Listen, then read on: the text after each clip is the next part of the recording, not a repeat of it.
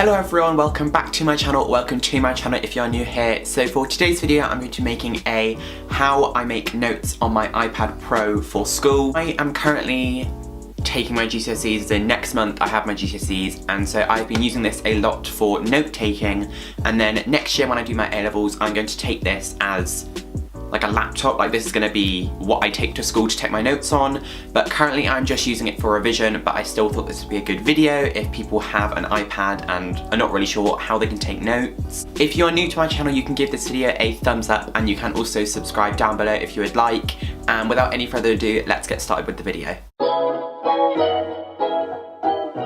To start off with like the iPad and which one I have and like which size is better for you and like all the little attachments that I've got with it, is I have the iPad, I think it's the 11-inch, it's the smaller one of the two, so it's like, compared to my head, it's this big. You do have, I think it's the 12.9-inch, but that one is like big. School, I would say probably go with the smaller model. It is also cheaper, so if you're a student it would be easier for you to get the smaller model because obviously it's not as much money. And I have the Apple Pencil, which just attaches on the side of this one, which is really handy for school because obviously you don't really have to think about it, you can just attach it and go. And then I also, this is an optional one for note taking, I just got this because I use it for homework and it's really helpful when I'm typing stuff, is the smart keyboard, I think that's what you call it, and it just like attaches and then you can type away. That's all the attachments that I've got for it, but I think the only one that you would really need for note taking is the Apple Pencil because it's quite hard to write with your finger, if you get what I mean. It's quite difficult. And then for the apps that I use with note taking, there is either GoodNotes or Notability. Those are the two kind of main apps that people use. They both do cost money. I'm not sure about Notability because I use GoodNotes, and I think GoodNotes was, I think it was £8, I'm not sure, but when you're using it like every day or you're using it really often, the £8 is worth it because it is definitely like a good app for school. On top of GoodNotes, apps I use for school are Quizlet, which is just a flashcard app, which I think a lot of people use, but you can get this on your iPad, on your phone, on your computer, and you can like sync them. So then if you've got flashcards on here, they will convert to your phone or to your computer, so whenever you're out, you can, you know, practice whatever you're learning. Then also a lot of the Google apps I use, so Google Drive, Google Calendar, Classroom, Docs, and Slides. Those are just like PowerPoints, how I make PowerPoints, how I make essays, and like how I plan my time, because Google Calendar is really handy if you're a student and you're quite, not unorganized, but you want to be organized and see what you've got to do in the day. You can get Google Calendar and just slot in what you've got to do in certain times of the day. And then also Canon Print, which is the app that I use to print out my notes, but I'll get onto that in a minute. And besides that, that is all the apps that I use on my iPad when it comes to school. The only one that actually cost money was GoodNotes. All of the Google apps and the Canon Print app is free, which is really handy because obviously you're trying to save as much money as possible. And now I'll go into GoodNotes and show you some of the features that comes with the app and just show you what my notes look like.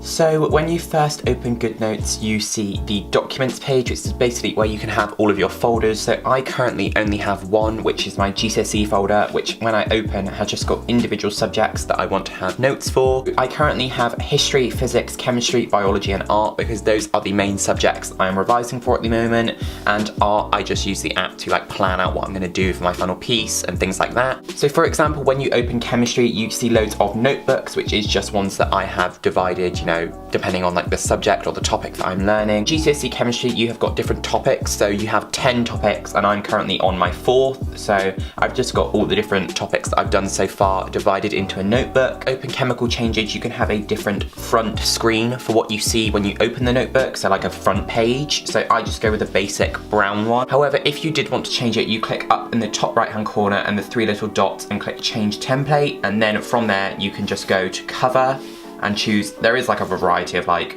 I'd say probably about 50 different covers that you can choose from, so I just go with simple blue because I don't want anything too crazy. And then if you are to swipe, you can then have what your notes look like, and once again you can change what these look like. If you click at the top and click change template, you can choose from different types of paper, for example blank paper, dotted paper, squared paper, ruled or ruled wide. I personally use dotted paper just because it's very simplistic, but it can still keep my notes organised, which is what I like. In terms of my note taking, it is very simplistic. I just use a basic colour scheme, like I use 2 highlighters, 2 pens, and I kind of leave it at that. For this page, for example, I used a purple and pink colour scheme, so I just went into the pens and chose a purple pen, and you know, you can change whatever colour you want. There's like 100 colours you can pick from, and so you just pick a colour, and then when you write, you know, it literally does whatever colour you'd like. With the highlighting as well, it is the same with all of the colours and the custom ones that you can pick. However, what I like with GoodNotes and when you use the highlighter is if you are to do a line, it will convert it to a straight line. So for example, if I do a bit of a wobbly line here, it changes it to a straight line. I know it's quite hard to see, but you can get the gist of it.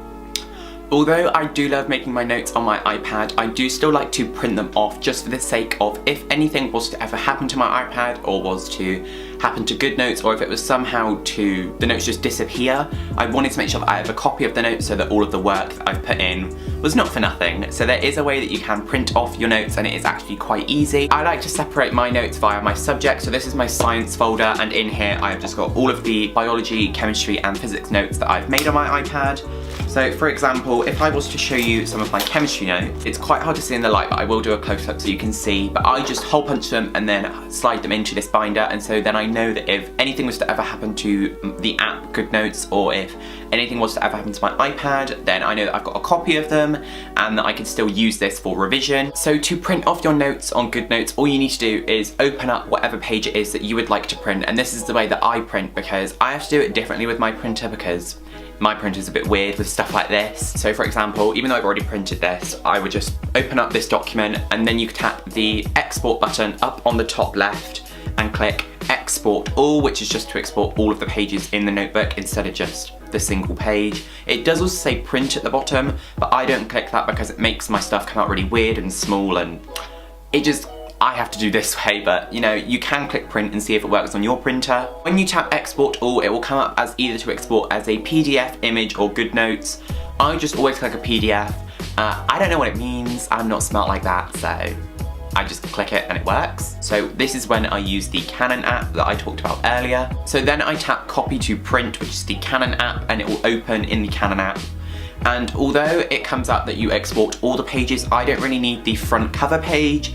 So I just tap my settings button and then just adjust what pages I want to print, which is print range, and then I do pages 2 to 5 instead of pages 1 to 5 because page 1 is just the front cover. Another big thing that I had to get my head around was actually writing with the iPad, because writing on paper is, I would say, a lot easier because obviously you've done it your whole life, like it's going to be a lot easier. So when I was doing it with my iPad, all I can say is just practice. Like my handwriting isn't even good on it now, like I've only had it for like 3 months, but my handwriting has definitely gotten better, and the main tip that I could say is to use the magnifying glass on the GoodNotes app. To get the magnifying glass on the GoodNotes app, all you've got to do is tap in the top left hand corner the slight little magnifier, and it will just come up, and then at the bottom is all expanded, and it's a lot easier to write because it's closer up and you can just take your time. But all I would say is just practice, that's all I can say. I hope that this video helped you in knowing what app to use, or if you should buy the iPad or if you shouldn't, and I hope that you just got some information about the iPad itself.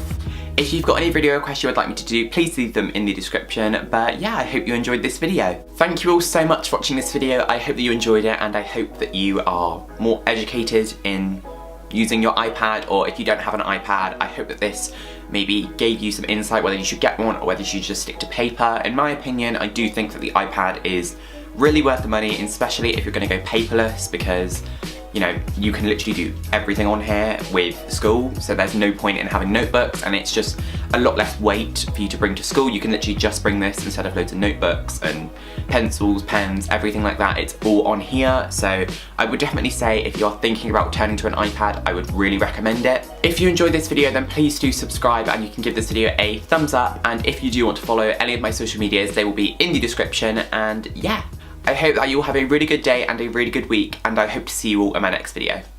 Bye!